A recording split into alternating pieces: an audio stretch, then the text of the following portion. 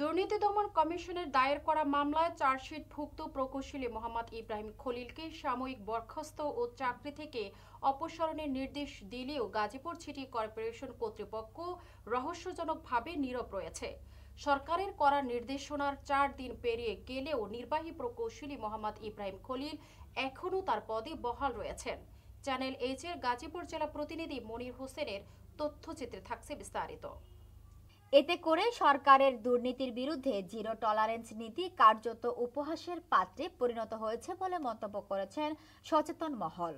গত 19 অক্টোবর স্থানীয় সরকার বিভাগ কর্তৃক জারি করা এক স্মারকে স্পষ্টভাবে নির্দেশ দেওয়া হয়, দুদকের চার্জশিটভুক্ত আসামি হওয়ায় গাসিকের নির্বাহী প্রকৌশলী মোহাম্মদ ইব্রাহিম খলিলকে বিধি অনুযায়ী সাময়িক বরখাস্ত করে চাকরি থেকে অপসারণের প্রক্রিয়া গ্রহণ করতে হবে এবং বিষয়টি দ্রুত স্থানীয় সরকার বিভাগকে জানাতে হবে। তবে নির্দেশ জারির 4 দিন পেরিয়ে গেলেও গাজীপুর সিটি কর্পোরেশনের প্রধান নির্বাহী কর্মকর্তা এই বিষয়ে কোনো পদক্ষেপ নেননি। একজন অভিযুক্ত কর্মকর্তাকে দায়িত্বে বহাল রাখায় প্রশ্ন উঠেছে, কেন গাসিক কর্তৃপক্ষ সরকারের নির্দেশ অমান্য করছে? দুর্নীতির অভিযোগে ইব্রাহিম খলিল দুদকের তদন্তে উঠে এসেছে। নির্বাহী প্রকৌশলী মোহাম্মদ ইব্রাহিম খলিল ও তার স্ত্রী মনোয়ারা বেগম বিপুল পরিমাণ অবৈধ সম্পদের মালিক। দুদকের নথি অনুযায়ী ইব্রাহিম খলিল 1,46,49,000 টাকার বেশি জ্ঞাত আয় বহির্ভূত সম্পদ অর্জন করেছেন।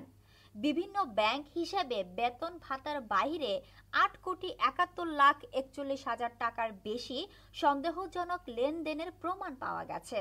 তার বিরুদ্ধে দুর্নীতি দমন কমিশন আইন 2004 এর 27 ধারা সহ দণ্ডবিধি 109 ধারায় চার্জশিট দাখিল করা হয়েছে।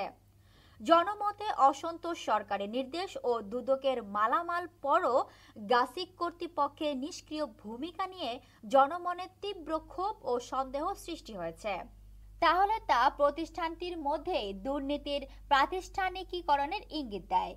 সূত্রে জানা গেছে, এক নাগরিকের লিখিত আবেদনের প্রেক্ষিতে স্থানীয় সরকার বিভাগ এই পদক্ষেপ নেওয়ার নির্দেশ দেয়। কিন্তু গাসিকের এমন অবহেলা সরকারের ভাবমূর্তিকে প্রশ্নবিদ্ধ করছে।